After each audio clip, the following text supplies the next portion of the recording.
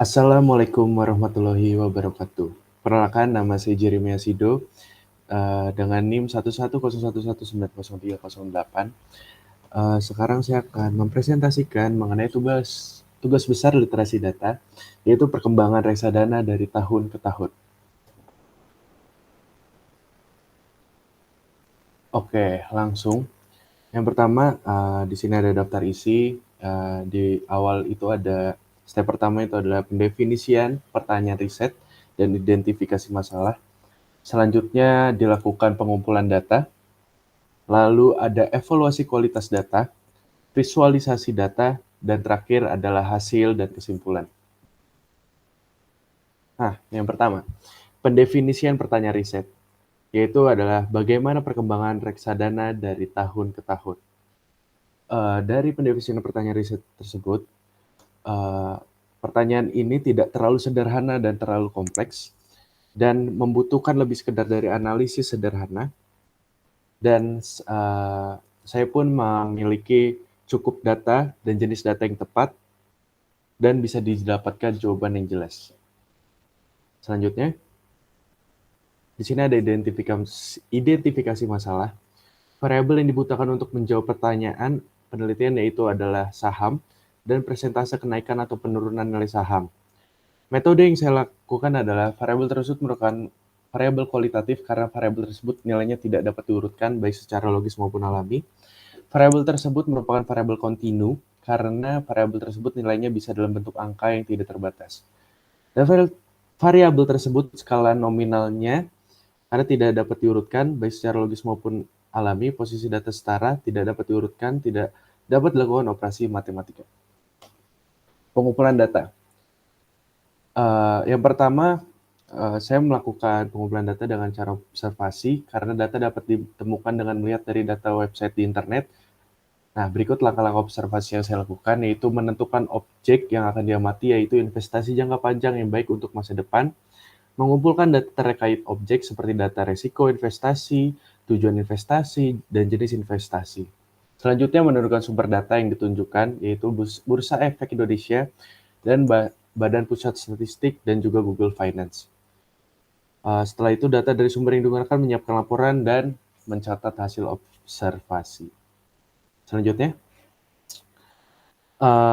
setelah dikumpulkan datanya tersebut, terdapat tujuan investasi yaitu jangka panjang adalah menabung uang untuk mendapatkan passive income untuk masa tua nanti. Dan jenis-jenis reksadana itu antara lain adalah saham, reksadana obligasi, reksadana pasar uang, reksadana campuran, dan reksadana syariah.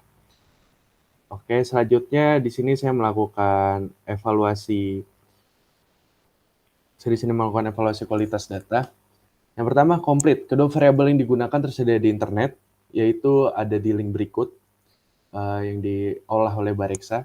Selanjutnya, coherent value integrity karena nilai yang ditemukan konsisten tiap tahunnya.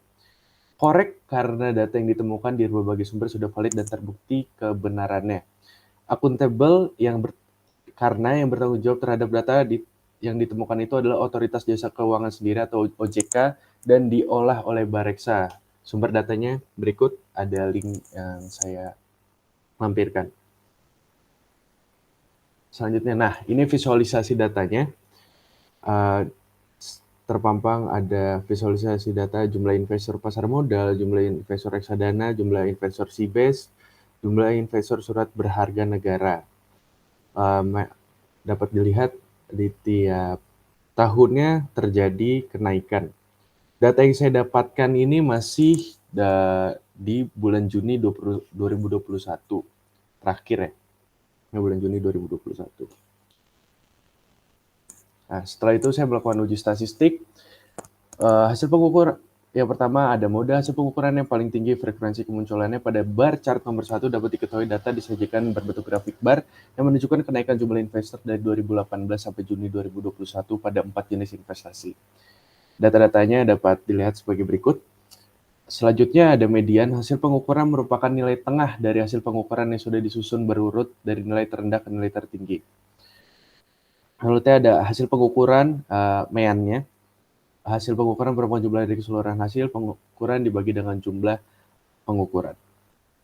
Nah, di sini ada data yang sudah saya uji statistik, terdapat median, mean, dari 4 jenis investasi yang ada di Indonesia, yang sering dilakukan.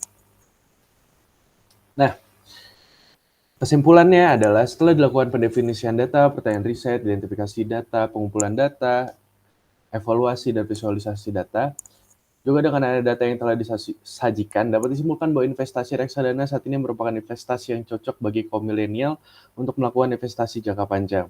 Karena kebutuhan jangka panjang seperti pensiun dan pendidikan anak dapat dipenuhi dengan imbal hasil investasi jangka panjang. Sebab hal ini memerlukan biaya yang tidak sedikit dan harus mulai ditabung dari jauh-jauh hari. Investasi yang cocok untuk milenial adalah investasi reksadana, karena melihat juga dalam kondisi pandemi COVID-19, investasi menjadi sebuah perbincangan yang hangat di kalangan masyarakat.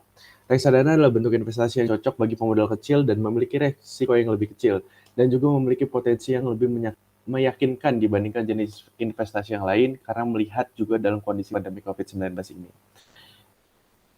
Sekian presentasi dari saya mengenai tugas besar literasi data mengenai perkembangan reksadana dari tahun ke tahun.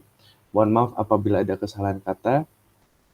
Wassalamualaikum warahmatullahi wabarakatuh. Terima kasih.